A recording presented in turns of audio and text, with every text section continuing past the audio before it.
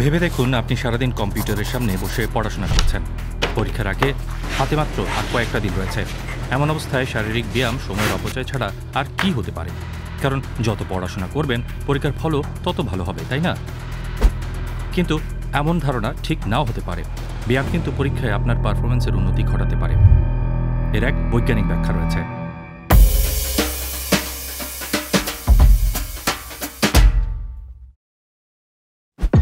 ব্যায়াম বাড়তি বোঝা মনে হলেও সেই কাজ কিন্তু স্ট্রেস দূর করতে সত্যি সাহায্য করতে পারে।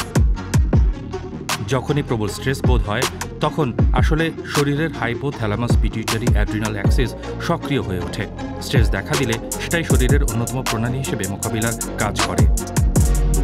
সেটি শরীরের সেন্ট্রাল নার্ভাস সিস্টেমের সঙ্গে এন্ডোক্রিন সিস্টেমের যোগসূত্র স্থাপন করে এবং স্ট্রেস হরমোন হিসেবে কর্টিসল নিঃসরণ নিয়ন্ত্রণ করে। সমস্যা হলো শরীর বেশি মাত্রায় কর্টিসল নিঃসরণ করলে আবার কর্মক্ষমতাও একাগ্রতাও কমে যায়। সেই ঘাটতি পূরণ করতে শারীরিক ব্যায়াম অবদান রাখতে পারে। সেটা করলে কর্টিসলের মাত্রা কমে যায়, সঙ্গে সঙ্গে স্ট্রেসের অনুভূতিও হালকা হয়ে যায়। ব্যায়াম HPA অ্যাক্সিসও শান্ত করে। তখন আসন্ন পরীক্ষা সম্পর্কে আপনার মনে ভয়ও কমে যাবে। In terms of energy levels, again, it's counterintuitive because you're tired right after doing a moderate to vigorous exercise, right? But if you wait about a half hour to an hour, you will notice that you have more energy to do your day-to-day activities, that you're more alert. শারীরিক কার্যকলাপের আরেকটি উপকার হলো এর ফলে মস্তিষ্কে neurotransmitter বা এন্ডরফিনের উৎপাদন বেড়ে যায়। তখন আপনার মন মেজাজ আরও ভালো লাগবে, সব মিলিয়ে ভালো বোধ করবেন। সেটা আবার পড়াশোনা শুরু করার ভালো সময়। শরীর সঞ্চালনের সময় মস্তিষ্কের প্রিফ্রন্টাল কর্টেক্সে রক্ত চলাচল বেড়ে যায়, যা তথাকথিত এক্সিকিউটিভ ফাংশন করতে সাহায্য করে।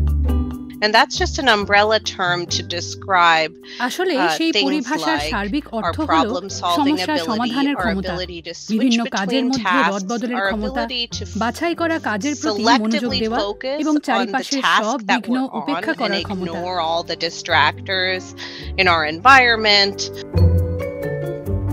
ব্যায়ামের ফলে পড়াশোনায় আরও মনোযোগ দেওয়া যায়, ফর্মুলা মুখস্থ করা যায়।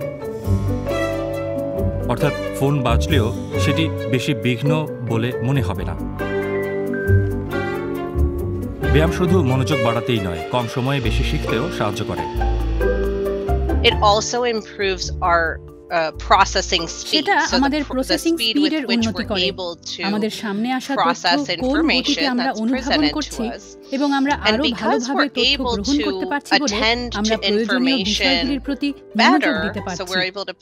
আমরা সেটা আরো ভালোভাবে শিখতে পারছি। We're able to learn it better. ব্যায়াম মস্তিষ্কের হিপোক্যাম্পাস অংশে নিউরন সৃষ্টির কাজে অবদান রাখে, যা দীর্ঘকালীন স্মৃতিভাণ্ডার রক্ষার দায়িত্ব পালন করে। গবেষণায় দেখা গেছে যে শারীরিক কার্যকলাপ পড়াশোনার উপর ইতিবাচক প্রভাব রাখে। কিন্তু পরীক্ষার চাপের মতো স্ট্রেসে ভরা সময়ে কিভাবে ব্যায়াম শুরু করা সম্ভব? আগে থেকেই কিছুটা ব্যায়ামের অভ্যাস থাকলে পরীক্ষার সময়ও তা চালিয়ে যাওয়ার চেষ্টা করা উচিত। না থাকলে ধীরে ধীরে শুরু করুন। পছন্দের কোনো সঞ্চালন বেছে নিন। দ্রুত হাঁটার মতো সহজ ব্যায়াম হলেও চলবে। ভলিবল খেলা বা বাসায় এরোবিক্স করলেও চলবে। যে শারীরিক কসরত হৃদস্পন্দন বাড়িয়ে দেয় তা জীবনযাত্রা বদলে দিতে পারে। একটি মাত্র ওয়ার্কআউটের পরই শরীরে বেশি শক্তি অনুভব করতে পারে।